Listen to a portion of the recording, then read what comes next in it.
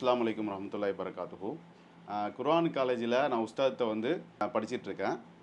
இப்போ வந்து அந்த குர்ஆன் காலேஜில் எனக்கும் என்னுடைய நண்பர்களுக்கும் சில அதில் படிக்கக்கூடியவர்களுக்கும் சில கேள்விகள் இருக்குது. அதை வந்து உஸ்தாதில் கேட்டு தெரிஞ்சுக்கலான்னு சொல்லி இருக்குது. அஸ்ஸலாமு அலைக்கும் உஸ்தாத். வலைக்கும் ஸலாம் வரஹ்மத்துல்லாஹி. அது இந்த கேள்விக்கு முன்னாடி என்னுடைய அனுபவங்கள் சில இருக்குது. அதை வந்து உங்கள்கிட்ட நான் பகிர்ந்துக்கிறேன். இப்போ வந்து குர்ஆன் காலேஜுக்கு முன்னாடி வந்து நானும் குர்ஆன் படிப்பேன். டெய்லி நான் வந்து தமிழாக்கம் படிப்பேன். டெய்லி 2 பேஜ் படிப்பேன். அப்போ படிக்கும் பொழுது எப்படி நான் அரபியை வாசிக்கிறேனோ அதே மாதிரி தமிழை கடகடன்னு வாசிச்சுட்டு போயிடுவேன். இப்போ அல்ஹம்துலில்லாஹி ரப்பில் ஆலமீன் ரஹ்மான் ரஹீம் மாலிக் யௌமித்தீன்னா எப்படி இதை நான் அரபியை படிக்கிறேனோ அதே மாதிரி தான் தமிழும் படிப்பேன். இந்த உலகத்தை படித்த அல்லாஹ்வுக்கே எல்லா புகழும், அவன் அளவற்ற ஆளானாலும் நிகரற்ற அன்புடையன்னு சொல்லி இப்படியே படிச்சுட்டு போகிறேன். அப்போ வந்து அந்த ஒரு அல்லாஹ் சொல்கிற இது அதில் வரல. அல்லாஹ் சொல்கிறான்ல குர்ஆனில், இதை வந்து சிந்திக்கின்ற சமுதாயத்துக்கு இதில் வந்து ஒரு தெளிவு இருக்குது. அப்போ இந்த தெளிவு வரவே இல்லை எனக்கு. அப்போது இந்த குர்ஆன் ஓப்பனா நானும் சில யோசனைகள் எனக்கு இருக்குது. அப்போ இப்படி நம்ம வாசிக்கிறோமே இதில் ஒன்றுமே வரலையே அப்படின்னு சொல்லியிருக்கு. இப்போ இந்த குர்ஆன் காலேஜுக்கு அப்புறம் அல்ஹம்துலில்லாஹ் இப்போ நான் படிக்கும் பொழுது அந்த ஒவ்வொரு வசனமும் என்னை அப்படியே மாற்றுது. இப்போ ஒரு வசனத்தை நான் படிக்கிறேன், அடுத்த வசனத்துக்கு என்ன போக முடியல. அந்த வசனத்திலே அல்லாஹ் இவ்வளோ விஷயத்த சொல்கிறான், இவ்வளோ சொல்கிறானே, இப்போ இவ்வளோ நாள் நம்ம ஏன் இதை விட்டோம் அப்படின்னு சொல்லி குற்ற உணர்ச்சியும் இருக்குது. அப்போது இவ்வளோ தூரம் நம்மளை மாற்றுதே, இப்போ இவ்வளோ நாள் நம்ம வீணாக்கிட்டோமே. இப்போ இத்தனை நாள் நான் இப்படி படிக்கலை குர்ஆனை. நான் மட்டும் இல்லை, என்னுடைய நண்பர்களும் சொல்லக்கூடிய விஷயம் அதுதான், நிறைய பேர் சொல்லக்கூடிய விஷயம். அப்போ மாற்றாததுக்கு என்ன காரணம்னு சொல்லி ஆரம்ப காலத்தை சிந்திச்சு பார்த்துக்கிறோம். அப்போ நாங்கள் சின்ன பிள்ளையா இருக்கும்போது எங்கள் ஊரில் போய் மதரசால போய் படிக்கிறோம். அப்போ அங்கே என்ன சொல்லித்தராங்க அப்படின்னு சொல்லி சிந்திச்சு பார்த்தா, அவங்க வெறுமனையே இந்த குர்ஆனை ஓத சொல்லித்தராங்க. ஓத சொல்லித்தந்து அனுப்பிவிட்டுறாங்க. அதுக்கப்புறம் எங்களுடைய வாழ்க்கை அப்படியே போகுது. வாழ்க்கை போய்கிட்டே இருக்குது. அப்புறம் 10ங்கிறாங்க, 12ங்கிறோம். அப்போ அந்த காலகட்டத்தில் படிப்பு மேலேயே நாங்கள் வந்து கவனத்தை செலுத்துகிறோம். அப்போ சிந்தனை செய்யக்கூடிய திறன் எங்கள்கிட்ட இருக்குது. அப்போது வந்து யாரும் அந்த இடத்துல எங்களுக்கு யாரும் சொல்லித்தரல. இப்போ இந்த குர்ஆனை ஓதி தராங்க, சலனமாக ஓதுறோம், அதோட முடிஞ்சிச்சு. அதுக்கப்புறம் பார்த்தா அது ஏதோ மிஸ் ஆகுது, அந்த இடத்துல லேக் ஆகுது. அப்போ என்ன செய்கிறாங்கன்னு சொல்லி பார்த்தா அந்த இதோட எல்லாம் முடிச்சிடுறாங்க. அதுக்கப்புறம் இந்த குர்ஆனை எப்படி விளங்கணும் அப்படின்னு சொல்லி எங்கேயுமே சொல்லிக் கொடுக்குறது. அப்படியே அதுக்கப்புறம் ஸ்கூலுக்கு அப்புறம் காலேஜுக்கு போகுது, அதுக்கப்புறம் வேலைக்கு போகிறோம், இப்படியே வாழ்க்கை ஓடிக்கொண்டு இருக்குது. அப்போ இந்த குர்ஆனை வந்து விளங்க முடியலை. அப்போது நாங்கள் யோசித்து கொண்டு இருக்கிறோம். நான் யோசித்தேன், என்னுடைய நண்பர்களும் சில பேர் இப்படியே ஓடிட்டு இருக்கேன், நம்ம இது பண்ணுவோமேன்னு சொல்லி கூடிய காலத்தில் தான் இந்த குர்ஆன் காலேஜின்னு நீங்கள் ஆரம்பிச்சிங்க. அல்ஹம்துலில்லாஹ் அவ்வளோ பெரிய ஒரு எங்களை மாற்றத்துக்கு உண்டான செயல்களாக எனக்கும் இருக்குது, நிறைய பேரும் சொல்கிறாங்க. இப்போ நீங்கள் ஏன்னா நிறைய மேடை பேச்சுகள் நடக்குது, எவ்வளவோ மேடை பேச்சுகள் நடக்குது, எவ்வளோ பொதுக்கூட்டங்கள், எவ்வளோ தர்பியாக்கள் இந்த விஷயத்தை சொல்லலை, எங்களுக்கு எத்தி வைக்கலை. இந்த மக்களுக்கு எத்தி வைக்காத விஷயமாக தான் இது இருக்குது. அப்போது இந்த குர்ஆன் காலேஜ் வந்து இதுக்கெல்லாம் ஒரு சொல்யூஷனாக வந்து அமைஞ்சிருக்க மாதிரி தெரியுது. ஏன்னா நம்ம ரிசல்ட் பார்க்குறோம்ல, இப்போ முன்னாடி நாங்கள் குர்ஆனை பார்த்தது வேறு. இப்போ நிறைய பேர் நம்ம கமெண்ட்லேயே எங்கள் மாணவர்கள் நீங்களே பார்த்துப்பீங்க, இந்த குர்ஆனை பார்க்கும்போதே எனக்கு வந்து மகிழ்ச்சியாக இருக்குது, இந்த மாதிரி நிறைய விஷயங்கள் சொல்கிறாங்க. இது என்னுடைய அனுபவம். இந்த கேள்விக்கு முன்னாடி பகிர்ந்துக்கலாம்னு சொல்லி நான் பகிர்ந்துக்கிட்டேன். இப்போது இவ்வளோ பெரிய மாற்றத்தை தரக்கூடிய இந்த குர்ஆன் காலேஜை நீங்கள் ஆரம்பிக்கணும் உங்களுக்கு எப்போ தோணுச்சு? இதில் வந்து உங்களுக்கு எதுவும் முன்மாதிரி எதுவும் இருக்காங்களா இதுக்கு? இது ஒரு குறிப்பிட்ட ஒரு காரணத்தை என்னால் கரெக்டாக சொல்ல முடியாது, இதுதான் இதுக்கு காரணம் அப்படின்னு. இவ்வளோ நாளும் கடந்து வந்த பாதையில் பல்வேறு அனுபவங்கள், அந்த அனுபவத்தினுடைய ஒரு தொகுப்பாக அடுத்த ஸ்டேஜுக்கு வந்திருக்கிறதாகத்தான் எனக்கு தெரியுது. அது ஒரு நாள்லேயோ ஒரு நிகழ்வுலேயோ இது மாறிட்ட மாதிரி தோணலை. ஆனாலும் அதே நேரத்தில் இது குறிப்பாக ஏதாவது ஒரு சமீபகால காரணம் ஏதாவது இருக்குதா அப்படின்னு சொல்லி தேடுனா அதுக்கு ஒரு செய்தியை சொல்ல முடியும். என்னுடைய கடையில் வந்து ஒருத்தர் சில மாதங்களுக்கு முன்னாடி அவர் வீட்டில் விளைஞ்ச மாம்பழங்களை நிறைய விளைஞ்சிருச்சு, நீங்கள் எடுத்துக்கிறீங்களா, கடையில் வச்சு விற்கிறீங்களான்னு சொல்லி வந்து கேட்டு வந்தார். சரி தாங்கன்னு சொல்லி வாங்கிக்கிட்டோம். அவர் எங்கள் வீட்டுக்கு பக்கத்தில் தான் இருக்கிறாரு, பெரிய அறிமுகம் இல்லை, என்னையும் யாருன்னு அவருக்கு தெரியாது, அவரையும் யாருன்னு எனக்கு தெரியாது. முன்ன பின்ன அவர் கடைக்கும் அதிகமாக வந்தும் நான் பார்த்ததில்லை, இப்போ தான் முதலியாக சந்திக்கிறோம். அந்த ஒரு உரையாடல். அதுக்கு பிறகு சில நாட்களுக்கு பிறகு அவரை நான் மீண்டும் சந்திக்கிற ஒரு தேவை வருது. சலாம் சொல்லிக்கிறோம், சிரிச்சுக்கிறோம், அப்படி கடந்து போயிடுறோம். அதுக்கு பிறகு நம்ம வீட்டுக்கு பக்கத்துலலாம் இருக்கிறாருங்கிறதே அதுக்கு பிறகு தான் எனக்கு தெரியுது. அதன் பிறகு மீண்டும் மீண்டும் ஒரு குறிப்பிட்ட ஒரு சில நாட்கள் இடைவெளியில் அவரை அதிகமாக சந்திக்கிற ஒரு சூழல் எனக்கு ஏற்படுது. பள்ளிவாசலில் தொழுதுட்டு வர்றோம், அப்போ பள்ளியில் வெளியில் நிற்கிறாரு. அப்போ பார்த்தவர் அவர் சொல்கிறாரு, நீங்கள் வந்து இஸ்ரார் அஹமது உங்களுக்கு தெரியுமா அப்படின்னு சொல்லி கேட்குறாரு. இஸ்ரார் அஹமதா நான் கேள்விப்பட்டிருக்கேன், மற்றபடி அவரை பற்றி எனக்கு அதிகமாக ஒன்றும் தெரியாது அப்படிங்கிறேன். எங்கள் வீடுகளில் அதிகமாக அவருடைய உரைகள் ஓடும், எப்போ பார்த்தாலும் அதுதான் கேட்டுக்கிட்டு இருப்பாங்க. நீங்கள் ஏன் அது மாதிரி ஒன்று செய்யக்கூடாது? தமிழ் மக்கள் மத்தியில் அது மாதிரியான குரானிய விளக்கம் கொடுத்த ஒரு விஷயம் எதுவுமே நடக்கலை, நீங்கள் செய்யுங்க அப்படிங்கிறாரு. நானும் சும்மா ஏதோ ஒரு நிறைய பேர் நிறைய கருத்துக்கள் சொல்லுவாங்கன்ற மாதிரி சரி பார்க்கலாம் அப்படின்ற மாதிரி சலான்னு சொல்லிட்டு நான் கடந்து போயிடுறேன். அடுத்து இடைவேளை ஒரு 5 நாள் 10 நாள் இடைவேளை திரும்ப திரும்ப சந்திக்கிறோம். ஒவ்வொரு தடவையும் அவர் திரும்ப திரும்ப சொல்கிறாரு, நீங்கள் அது மாதிரி செய்யணும், நீங்கள் அது மாதிரி செய்யணுங்கிறாரு. இவர் 2 3 தடவை சொல்கிறாருங்கும் போது மனசில் லைட்டாக தைக்குது. அதுக்கு பிறகு நான் ஒரு வேலை நிமித்தமாக சென்னைக்கு போகிறேன். சென்னையில் ஒரு நண்பரை சந்திக்கிறேன். அந்த நண்பர்கிட்ட பேசிக்கொண்டே இருக்கும்போது இஸ்ரார் அஹமதுடைய ஒரு பேச்சு உள்ளுக்குள்ளே வருது. அவர் இஸ்ரார் அஹமது பற்றி சில கூடுதல் தகவல்களை சொல்கிறார். அப்போ கூடுதலாக இன்னும் கொஞ்சம் அவரை பற்றியான ஒரு பிரமிப்பு ஏற்படுது. என்னென்னு கேட்டால், அவர் குரானுக்காகவே தன்னுடைய வாழ்வை அர்ப்பணிச்சுக்கிட்டார். அவர் ஒரு ஆங்கில மருத்துவர், MBBS டாக்டர் அவர். ஆனால் ஒரு குறிப்பிட்ட காலத்தில் நம்முடைய வேலை இது கிடையாது, நாம் இந்த சமூகத்துக்காக வேண்டி ஒரு தாவாவை முன்னெடுக்கணும் அப்படின்னு சொல்லிட்டு ஹஜ்ஜுக்கு போயிட்டு வந்தவர். அதுக்கு பிறகு தன்னுடைய வாழ்க்கை முறையை மாற்றிக்கிட்டு குரானை மக்கள் மத்தியில் கொண்டு போய் சேர்ப்பதற்கான வேலைகளை செய்ய ஆரம்பிக்கிறாரு. எந்த அளவுக்கு அதில் ஈடுபாடு காட்டினார் அப்படின்னு கேட்டால், அவர் சொன்ன தகவலின்படி ஏறத்தாழ ஒரு 29 தடவைகளுக்கு நெருக்கமாக குரானுக்கு முழுமையாக அவர் வந்து விளக்கம் சொல்லி மக்களுக்கு தப்சீர் நிகழ்த்தி இருக்கிறாரு அப்படின்னு சொல்லி சொன்னார். எனக்கு ஒரு ரொம்ப பெரிய ஆச்சரியமாக இருந்துச்சு. ஏன்னு கேட்டால், தமிழ் உலகத்தில் நான் அறிஞ்ச வரைக்கும் என்னுடைய அறிவுக்கு உட்பட்டு ஒரு தடவை முழுமையாக துவக்கத்திலிருந்து கடைசி வரைக்கும் தப்சீர் பண்ணினாங்க என்று ஒருத்தரை நான் பார்க்கல. இப்போ இல்லை, நான் நீங்கள் வார்த்தையை நல்லா கவனிக்கணும், அப்படி யாரும் இல்லைன்னு நான் சொல்ல வரல, தெரியாது எனக்கு. நான் அறிஞ்ச என்னுடைய அனுபவத்தின்படி அப்படி யாரையும் நான் பார்க்கவே இல்லை. எனக்கு அறியாமல் கண்ணுக்கு தெரியாமல் எங்கேயாவது நடந்துருக்கலாம், அது விஷயம் இல்லை. அப்போ ஒருத்தரை கூட நம்ம கண்டதில்லை தமிழ் உலகத்தில். இங்கே 29 தடவைகள், 20 தடவைக்கு மேலே அப்படிங்கிறது ஒரு பெரிய ஆச்சரியமும் கேள்விக்குறியுமா இருந்துச்சு. எப்படி ஒரு மனுஷன் தன் வாழ்நாள் முழுக்க இதுவே அர்ப்பணிச்சிட்டாரா அப்படின்ற மாதிரியான ஒரு அவரை பற்றி ஒரு பெரிய பிரமிப்பு வந்துச்சு.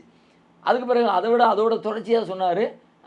அவருடைய மரணத்துக்கு முன்னாடி கடைசி உரை, அவர் கொஞ்சம் கொஞ்சமாக வளர்ந்து ஒரு பெரிய இயக்கமாக மாறி பல ஆயிரக்கணக்கான பேர், லட்சக்கணக்கான பேர் அவருடைய மாணவர்களாக சேர்ந்து இன்றைக்கும் மேற்கு உலகத்தில் பிரபல்யமாக இருக்கிற ஆங்கில மார்க்க தாவா செய்யக்கூடிய அறிஞர்களில் பல பேர் அவருடைய மாணவர்களாக இருந்தாங்கன்னு சொல்லிலாம் நான் கேள்விப்படுறேன். அப்போ அவருடைய கடைசி நேரத்தில் முடியாமல் இருக்கிறாரு. முடியாமல் இருக்கும்போது சொல்கிறாரு, நான் இந்த வாரம் ஒரு குரான் தஃசீர் நடத்துவாராம். அப்போ இந்த வாரம் நான் பண்ணணும் அப்படிங்கிறாரு. இப்போ ஏன் பண்ணுறீங்க, உடம்பு முடியலை, உடம்புலாம் ராத்தானது பிறகு பார்த்துக்கலாம் அப்படின்னு சொல்லி சொல்கிறாங்க. இல்லை நான் பேசணும் அப்படின்னு கம்பல்சரியாக கூட இருந்தவங்கள்ட்ட சொல்கிறாரு.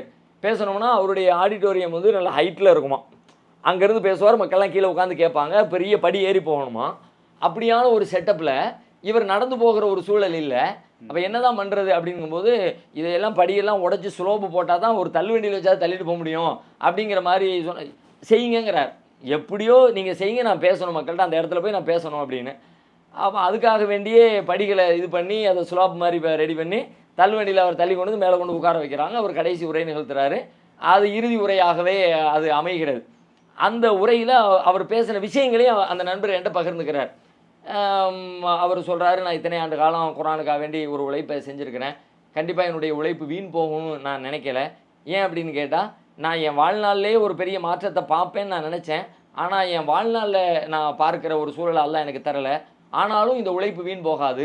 கண்டிப்பாக என்னுடைய மரணத்துக்கு பிறகு இதனுடைய பலன்களை இந்த சமூகம் உலகம் அறுவடை செய்யக்கூடிய வகையில் அல்லாஹ் இதை வந்து ஹைராக்கி தருவான், இதை மென்மேலும் பெருக்கி தருவான்னு நான் நம்புகிறேன் அப்படின்ட்டுனா அவர் சொன்ன விஷயங்கள், அதை குரானை எப்படி நம்ம வாழ்க்கையில் மிஸ் பண்ணதுனால ஏற்பட்ட விளைவுகள் என்ன, இந்த சமூகம் குரானோடு எப்படி நெருங்கணும் வைக்கணும் என்பது குறித்து அவர் சொல்ல நினைத்த பல விஷயங்களை சொல்லிவிட்டு, அதோடு சேர்த்து அடுத்த வாரம் நான் வருவேனான்னு எனக்கு தெரியாது, அதுக்கான வாய்ப்பு இல்லைன்னு தான் நான் நம்புகிறேன் அப்படியெல்லாம் சொல்கிறார். அவருடைய மரணத்தை அவர் உணர்ந்தவரை போல சில அந்த உபதேசங்களை மக்களுக்கு செஞ்சுட்டு போகிறாரு. அவருடைய நோய் அதிகரிக்கிறது, அதோடு அவர் மௌத்தாயிடுறாரு அப்படின்னு சொல்லிட்டு. இந்த செய்தி எனக்கு இன்னும் கொஞ்சம் ஒரு பெரிய தாக்கத்தை உண்டாக்குச்சு. ஒரு மனுஷனுக்கு இப்படி ஒரு வாய்ப்பை அல்லாஹ் கொடுத்துருக்குறான் அப்படின்னா, அது உலகத்திலேயே அல்லாஹ் அவருடைய உழைப்பை ஏதோ ஒரு வகையில் அக்செப்ட் பண்ண மாதிரியான ஒரு ஃபீல். மறுமையில் தான் உண்மை நிலவரம் தெரியும். நாம் ஜட்ஜ்மெண்ட் அர்த்தத்தில் நான் சொல்லலை. ஆனாலும் கூட அவர் வாழ்நாள் முழுக்க எதுக்காக வேண்டி பாடுபட்டாரோ அது குறித்த ஒரு முடிவுரை எழுதுகிற ஒரு வாய்ப்பை, மக்களுக்கு அது குறித்து ஒரு உபதேசம் செய்யக்கூடிய ஒரு வாய்ப்பை இதுக்கு பிறகு நான் இல்லை, நீங்கள் தான் பார்த்துக்கணும், மற்ற மக்கள்லாம் இதெல்லாம் செய்யணும் என்று சொல்லி தன்னுடைய கனவை அடுத்த தலைமுறையினுடைய தலையில் இறக்கி வச்சுட்டு போகிற ஒரு வாய்ப்பு கிடைச்சதே கூட எனக்கு ஒரு பெரிய அல்லாஹ் அவருக்கு செய்திருக்கிற ஒரு பேர் உபகாரமாக பெரிய அருளாக நான் பார்த்தேன். இந்த செய்தியை கேட்டுட்டு வந்த பிறகு மேலும் பல நாட்களுக்கு என்னுடைய தூக்கத்தை இது கெடுத்து மேலும் அந்த சிந்தனையை ஒழட்டிக்கிட்டே இருந்துச்சு. அப்போ மீண்டும் மீண்டும் அல்லாஹ் நம்முடைய கவனத்துக்கு இவரை பற்றி கொண்டு வந்துக்கிட்டே இருக்கிறான். மற்றபடி இவரை பற்றி எனக்கு தெரியாது, இன்றைக்கு வரைக்கும் தெரியாது. அவர் உருது மொழியில் நிறைய எழுதியிருக்கிறாரு, சில 1-2 தமிழ் மொழியில் அவருடைய புத்தகங்கள் வந்திருக்கிறது, அதை கூட நான் எழுதியிருக்காருன்னு பார்த்துருக்கேனே தவிர இன்னும் நான் வாசிக்கல. அவருடைய கருத்துக்களோ சிந்தனைகளோ என்ன மாதிரிங்கிறதெல்லாம் எனக்கு தெரியாது. ஆனாலும் அவரை பற்றி கேள்விப்பட்ட இந்த குறைந்தபட்ச தகவல்கள் என்னை அப்போ இது மீண்டும் மீண்டும் நமக்கு ஏதாவது ஒரு வகையில் இங்கே போனால் வருது, அங்கே போனால் வருது, அங்கே போனால் வருது அப்படின்னா அல்லாஹ் ஏதோ ஒரு செய்தி இதன் வழியாக எனக்கு சொல்கிறாங்கிற மாதிரி எனக்கு பட்டுச்சு. அப்போ அதுவும் நான் ஏற்கனவே கடந்து வந்த அந்த பாதையினுடைய அந்த அனுபவ மாற்றங்களும் நம்ம போய்கிட்டு இருக்க பாதை சரிதானா, நம்ம என்ன செஞ்சுக்கிட்டு இருக்கிறோம், நம்ம என்ன ஒரு பேச்சாளர் மாதிரி ஒரு தலைப்பு கொடுக்குறாங்க, ஒரு கூட்டம் போடுறாங்க, பேசிட்டு வந்துடுறோம், மக்கள் ஒரு மணி நேரம் 1.5 மணி நேரம் அப்படியே ஃபுல் என்டர்டெயினாக வைக்கிறது மாதிரியான ஒரு சூழல் இருக்குது. அதை தாண்டி என்ன மாற்றங்கள் நிகழ்கிறது அப்படின்றதெல்லாம் யோசிக்கும்போது ஒரு வகையான விரக்தி மனநிலையை நோக்கி நான் நகர்ந்துக்கிட்டே இருந்தேன். நான் செய்கிற வேலை இந்த சமூகத்துக்கு பயனுள்ளதாக இருக்குதா இல்லையா என்பது குறித்த ஒரு பெரிய கேள்வியும் ஒரு விரக்தி மனநிலைக்கும் ஆளாகிக்கிட்டு இருந்த தருணத்தில் இது எல்லாம் சேரும் பொழுது அப்போ நாம் செய்ய வேண்டிய பணி ஆழமான ஒரு பணி நமக்காக காத்திருக்கிறது. அதை விட்டுட்டு நம்ம மேலோட்டமாக நுனிப்புள் மேய்ந்து கொண்டிருக்கிறோம் அப்படின்னு நினச்சேன். அதனுடைய தொடர்ச்சியில் சில நாட்களுக்குள்ளாகத்தான் அடுத்தடுத்து எல்லாம் இந்த வாய்ப்புகளை அமைச்சு கொடுத்தான் அடுத்த கட்டத்துக்கு குரானிய வாழ்வியல் ஆராய்ச்சி வகுப்பு அப்படிங்கிறத ஆரம்பித்து இன்றைக்கி மாணவர்கள் படிச்சுக்கிட்டு இருக்கிறாங்க. அல்ஹம்துலில்லாஹ் உஸ்தாத். இப்போ இந்த மாதிரி வரலாறுகள்லாம் இப்படிலாம் இருந்திருக்காங்கன்னு கேட்கும்போது நம்மளாம் எவ்வளோ பலவீனமாக இருக்கும் அந்த மார்க்கத்துக்காகன்னு சொல்லி தோணுது. அடுத்த கேள்வி என்னென்னா, இந்த வகுப்பில் குர்ஆன் காலேஜ்னு சொல்கிறீங்களே, இந்த குர்ஆன் மட்டும்தான் பேசப்படுமா? அப்போ நபிமொழி கேள்விக்குறியாகுது அப்படிங்கிறாங்க. குர்ஆன் காலேஜ் அப்படின்னு ஒரு தலைப்பு வச்சதுனால குர்ஆன் மட்டும் என்று பொருள் கொள்ள வேண்டிய அவசியம் இல்லை. ஏன்னா குர்ஆன் அப்படின்னு சொன்னாலே நபிமொழி இல்லாமல், நபி வழி இல்லாமல் அது முழுமை அடையாது. ஏன்னா குர்ஆனை பற்றி நபிகளாரை பற்றி அல்லாஹ் குர்ஆனுக்குள்ளே சொல்வதுன்னு சொல்கிறான், வலகத் அன்ஸல்னா இலைக்க ஸிக்ர லிதுபய்யின லின்னாஸ், மக்களுக்கு நீங்கள் விளக்கி கொடுக்கறதுக்காக உங்கள் மேலே இந்த குர்ஆனை அருளி இருக்கிறோம் அப்படிங்கிறான். அப்போ நமக்கு தேவைப்படக்கூடிய விளக்கம் குர்ஆனுக்கு எக்ஸ்ட்ராவான வேறு என்ன செய்திகள் வேணுன்றது அது ரசூலுல்லாஹ்விடம் தான் பெற்றுக்கொள்ள முடியும். அதுக்கு தான் அவங்களுக்கு கொடுத்ததாகவே சொல்கிறான். அதனால் அதை புரிந்து கொள்ள வேண்டிய தேவைகள் வருகிற பொழுதெல்லாம் நபிமொழியின் பக்கம் தான் நம்ம சார்ந்திருக்க வேண்டிய தேவை இருக்கிறது. அதனால் அதை விட்டுட்டு குர்ஆன் முழுமை பெறவே பெறாது. குர்ஆன் மட்டும் போதும்னு சொன்னால் அப்படி சொல்லக்கூடிய பல பேர் இடத்துல நம்ம விவாதம் செய்து கொண்டிருக்கிறோம். அப்படின்னா இந்த இடத்துக்கு நீங்கள் என்ன விளக்கம் சொல்லுவீங்க, ரசூலுல்லாஹ்வுடைய வரலாறு இல்லாட்டி இதை நீங்கள் எப்படி புரிஞ்சுக்குவீங்க, அப்படி புரியவே முடியாத, செயல்படுத்தவே முடியாத, என்னன்னே தெரிஞ்சுக்க முடியாது, ஹதீஸ்கள் இல்லாவிட்டால் என்னன்னே தெரிஞ்சுக்க முடியாத அம்சங்கள் அதுக்குள்ளே அல்லாஹ் வச்சு தான் இருக்கிறான். அதனால் குர்ஆன் காலேஜ்னு சொன்னதுக்காக வேண்டி ஹதீஸ் புறக்கணிப்புங்கிற அர்த்தத்துக்கு வந்துட முடியாது. குர்ஆன் என்று சொன்னாலே அதற்குள்ளே ஹதீஸும் உள்ளடங்கி இருக்கத்தான் செய்கிறேன். சரி சார். அடுத்து இந்த குர்ஆனில் நிறைய விஷயங்கள் இருக்குது. இப்போ இந்த 4 மாத காலம் போதுமா? இதை நம்மளுடைய வாழ்க்கையை கொண்டு வரதுக்கு நிறைய படிக்கணும். இந்த 4 மாத காலம் போதுமா? 4 மாதம்ங்கிறது முதல்ல இதை அறிவிப்பு செய்யும்போது 10 மாதம் அறிவிப்பு செஞ்சோம். 10 மாதம் அறிவிப்பு செஞ்ச பிறகும் ஓரளவுக்கு மக்கள் சேர்ந்தாங்க. ஆனாலும் இந்த ஆன்லைனில் வகுப்புகள் நடத்தக்கூடிய மற்றவங்க நமக்கு சொன்ன அறிவுரை என்னென்னு கேட்டால், இல்லை மாணவர்களிடத்தில் நீங்கள் ஜனரஞ்சகமாக கொண்டு போய் சேர்க்கணும், நிறைய மக்கள்கிட்ட போய் சேர்க்கணும்னு சொல்கிறீங்க, அதுக்கு இந்த 10 மாதம் 1 வருஷம் 2 வருஷம்லாம் கிளாஸ் போட்டிங்கன்னா அது மக்களை கொண்டு சேர்க்காது, போய் சேராது, நீங்கள் கத்திக்கிட்டே இருப்பீங்க, கேட்குறதுக்கு ஆட்கள் இருக்க மாட்டாங்க. அதனால் இதை நீங்கள் ஸ்டார்ட் பண்ணணும், குறைந்த காலக்கெடை வச்சா தான் என்னென்னு வருவாங்க. அதுக்கு பிறகு நீங்கள் அடுத்தடுத்து ஏதாவது ஒரு வகையில் அவங்கள அழைச்சிட்டு போகலாமே தவிர நீங்கள் இவ்வளவு நீண்ட லாங் டூரேஷன் கொடுத்தீங்கன்னா மக்கள் சேர்வது குறைவாக இருக்கும், மக்கள் பங்களிப்பு செய்ய மாட்டாங்கன்ற மாதிரி சொன்னாங்க. நம்மளும் பார்த்த வகையில் எல்லாம் இந்த மாதிரி ஆன்லைனில் வகுப்புகள் நடத்தக்கூடியவங்களும் குறைந்த காலத்தை தான் தேர்ந்தெடுத்திருக்கிறாங்க. அதனால் 4 மாதம் தேர்ந்தெடுத்தமே தவிர இந்த 4 மாதத்தில் கற்றுக் கொடுத்துருவோம் எல்லாம் முடிச்சிருவோங்கிற அர்த்தத்தில் இல்லை. 4 மாதங்கிறது துவக்கம் தான். 4 மாதம் முடியும் போதே மாணவர்களிடத்தில் நாங்கள் என்ன பேசுகிறோம் அப்படின்னு கேட்டால், இப்போ தான் நம்ம முதல் படியில் ஏறி நிற்கிறோம், இன்னும் போக வேண்டிய தூரம் நிறைய இருக்கிறது அப்படிங்கிறது தான். அதனால் 4 மாத காலத்தில் எதையுமே முடிச்சிடவே முடியாது. இப்படிலாம் இருக்குதுங்கிற ஒரு புரிதலையும் ஒரு விழிப்புணர்ச்சியும் உண்டாக்க முடியும். அதுக்கு பிறகு நீண்ட கால தூரம் நாம் பயணிக்க வேண்டிய தேவை இருக்கிறது. ஆனால் அதில் உள்ள ஒரு பெரிய அல்லாஹ்வுடைய அருளாக நான் என்ன நினைக்கிறேன் அப்படின்னு சொல்லி கேட்டால், 4 மாத காலம் முடிஞ்ச உடனே அப்படின்ற ஒரு கேள்வி வரும் பொழுது அந்த மாணவர்களே, அவர்களில் கணிசமானவர்கள், கொஞ்சம் பேரை தவிர கணிசமானவர்கள் இதனுடைய சுவையை உணர்ந்து கொண்டவங்க, ஆமாம் இது எனக்கு ஒரு பெரிய மாற்றத்தை கொடுத்துருக்குது, இது என் வாழ்க்கையை அன்றாடம் பாதிக்குது அப்படிங்கிறத யார் டேஸ்ட் பண்ணிட்டாங்களோ, அந்த டேஸ்ட் பண்ணிய கணிசமான மாணவர்கள் 4 மாதத்துக்கு பிறகு நாங்கள் முடிஞ்சிருச்சு 4 மாதம் சொல்லும் பொழுது, ஐயோ முடிச்சிடாதீங்க நாங்கள் தொடர்ந்து ட்ராவல் பண்ணுறோன்ட்டாங்க. அதனால் இப்போ அந்த முதல் பேட்ச் 2வது பேட்ச் நாங்கள் ஆரம்பிச்சிட்டோம்.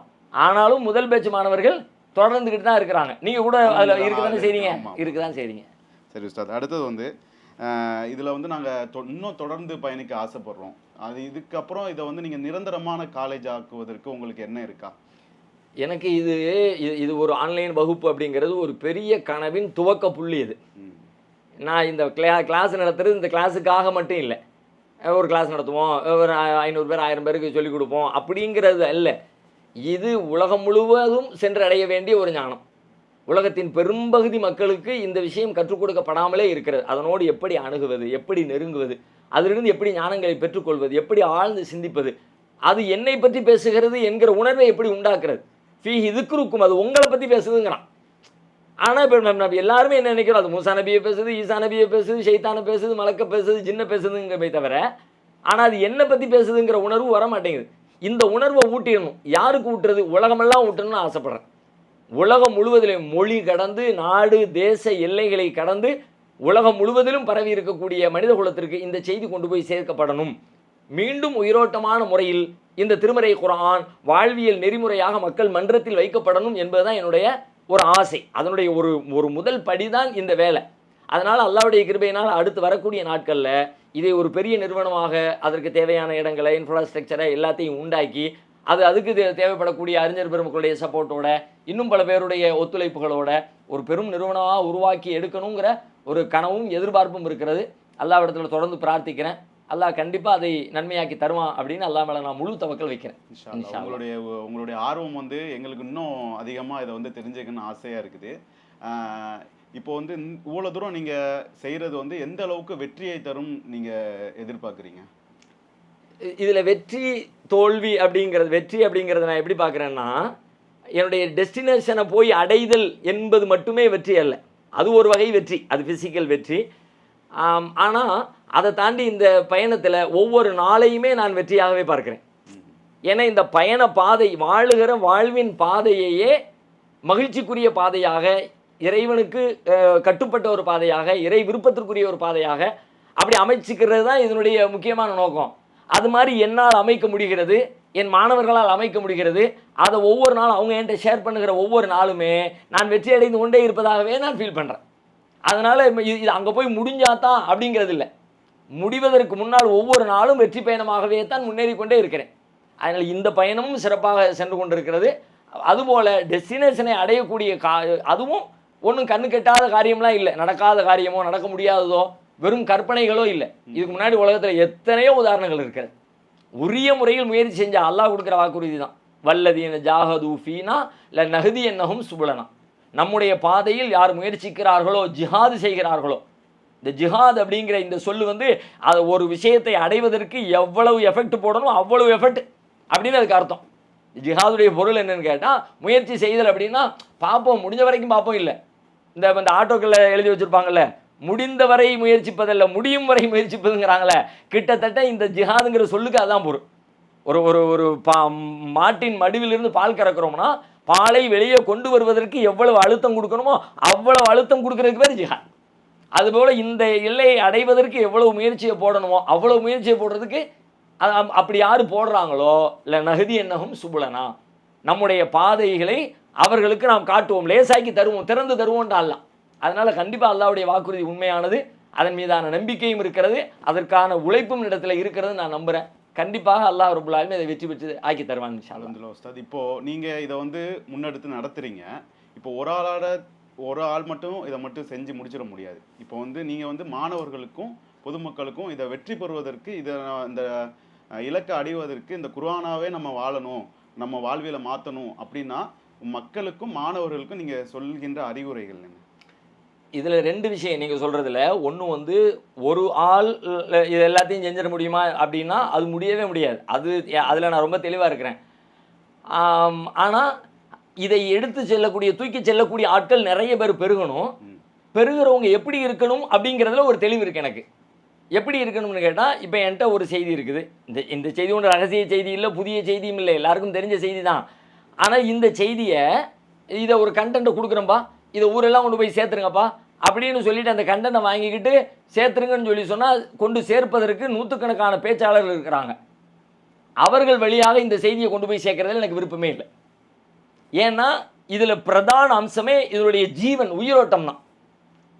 தகவலை கடத்துறது சக்கையை கடத்துறதுன்னு நான் நினைக்கிறேன். அது வெறும் சக்கை, அது உள்ள ஒரு உயிர் இருக்குது, அந்த உயிரை கடத்தணும்.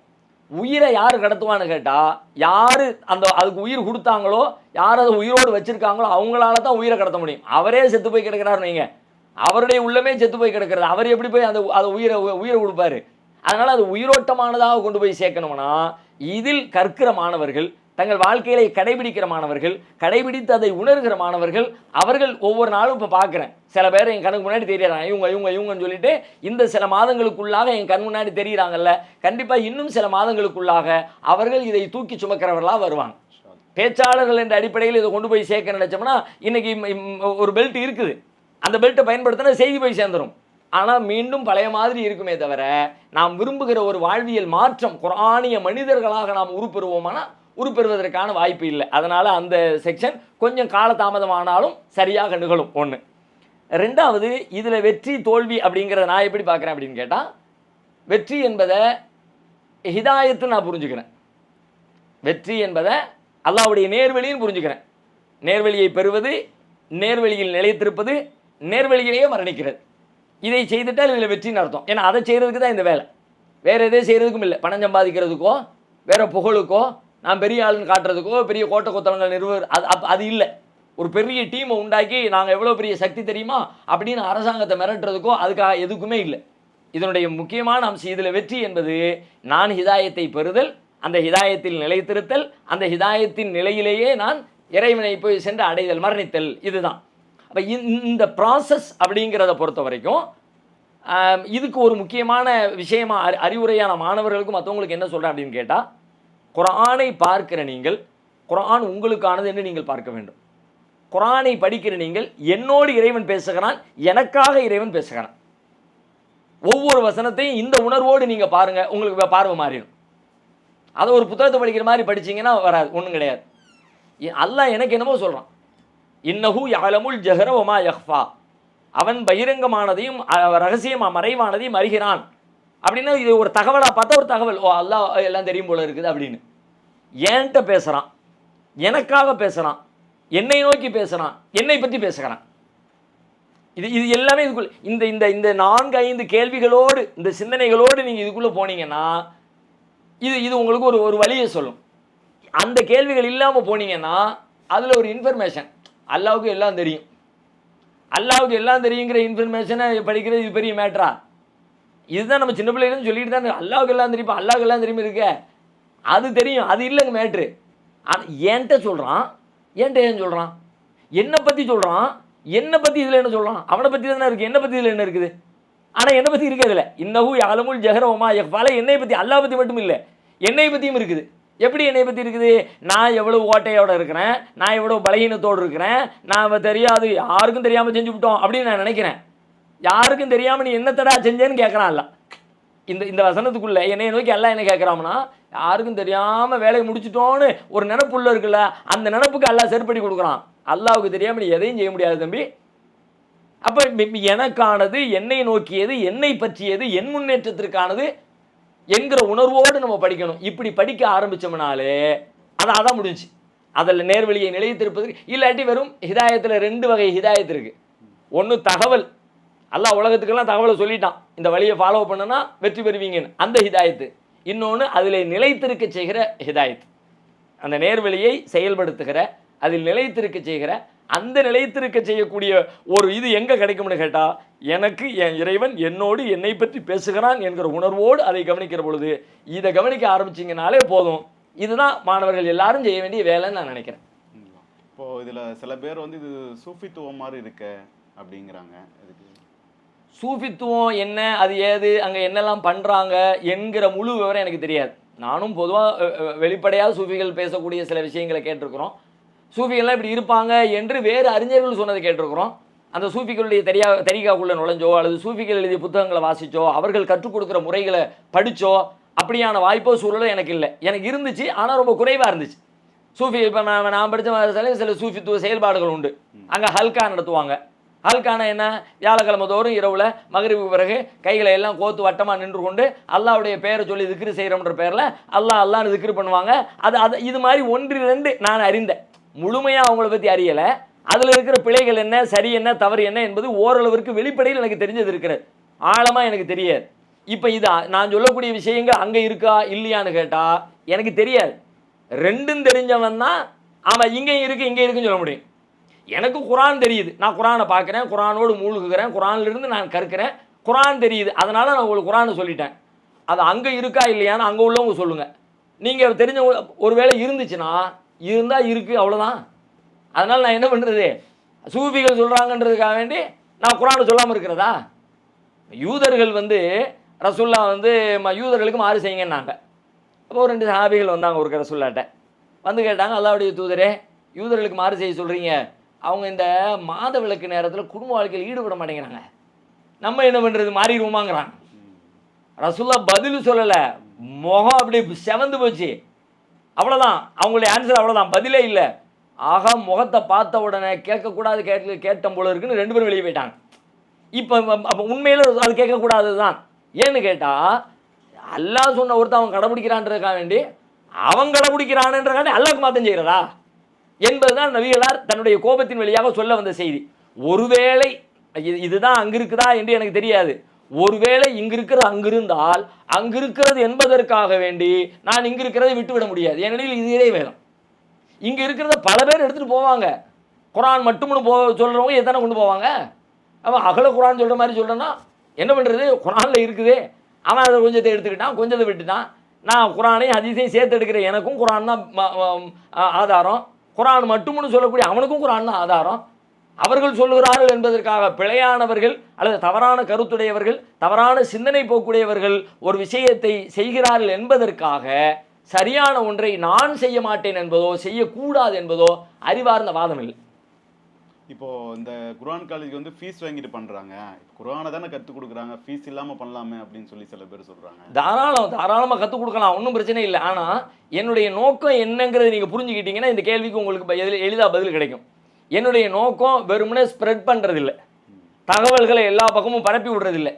அப்படி பரப்பி விடுறதா இருந்தால் நான் இவ்வளோ நேரமும் செஞ்சுக்கிட்டு இருந்த வேலையை அந்த வேலை தானே, எல்லா பக்கமும் போகிறேன், எல்லா பக்கமும் பேசுகிறேன், அந்த வேலையை இப்போ தொடர்ந்து செஞ்சுக்கிட்டே இருக்கலாம், அதில் ஒன்றும் சிரமம் இல்லை.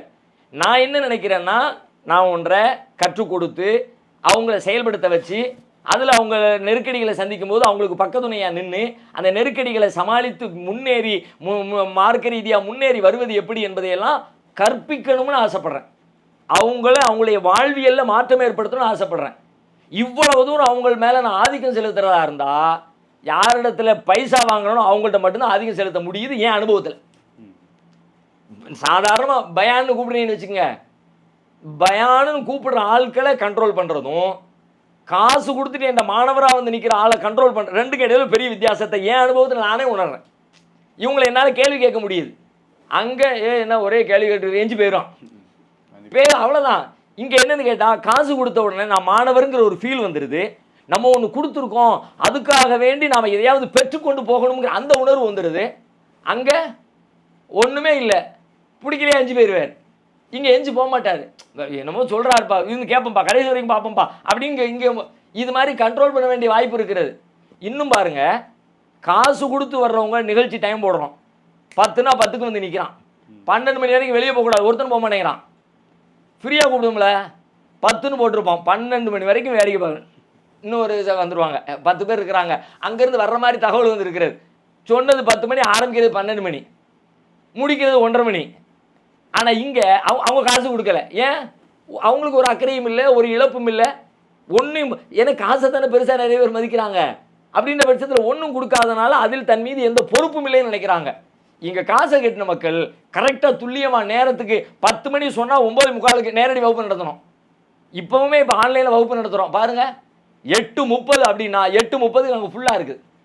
சில பேர் விதிவிலக்காக மிக குறைந்த எண்ணிக்கையில் தவிர்க்க முடியாத காரணத்தினால கொஞ்சம் டைம் தாமதமாகுதே தவிர, நான் 8:30 ஆரம்பிக்கும்போது அஸ்ஸலாமு அலைக்கும் கிளாஸ் ஆரம்பிச்சிடும். நம்ம எண்ணிக்கை குறையாக இருக்குது அப்படின்னு நான் நினைக்கவும் இல்லை, நினைக்கிற மாதிரி அங்கே எண்ணிக்கை குறையாகவும் இல்லை. எத்தனை பேர் வகுப்பில் சேர்ந்துருக்கிறாங்களோ அத்தனை பேர் அட்டண்டன்ஸ் உட்காந்துருக்குறாங்க. இதெல்லாம் எங்கே சாத்தியம்னா காசில் தான் சாத்தியம். காசு கொடுத்துட்டு பண்ணும்போது தான் சாத்தியப்படுது. காசு கொடுக்காத இடத்துல அதே நேரத்தில் சில பேருக்கு பணம் கொடுக்க வாய்ப்பில்லை, ஆனால் இதை கற்பதில் ஆர்வம் இருக்குது அப்படின்னா அது கேள்வியே கிடையாது. எங்களுக்கு அந்த ஆட்கள் தான் வேணும். பணம் மேட்ரு கிடையாதுப்பா, எனக்கு இந்த கொள்கையை கடைபிடிச்சு தூக்கி சுமக்கிறது தான் வேணும். எங்கள் வகுப்பில் அந்த மாதிரி மக்களும் இருக்கிறாங்க. ஏன்னா அந்த மாதிரி மக்கள் வந்துடுவாங்க. இது ஆசைப்பட்டு இதை பற்றியான கேள்வி இப்படியெல்லாம் சொல்கிறாங்களே, அப்படியெல்லாம் மாறினதாக சொல்கிறாங்க, நம்ம எப்படியாவது சேரணுமே, நமக்கு அந்த பொருளாதார வாய்ப்பு இல்லையே, என்ன பண்ணுறது அப்படின்னு முட்டி மோதி வந்துடுவாங்க எங்கள்கிட்ட.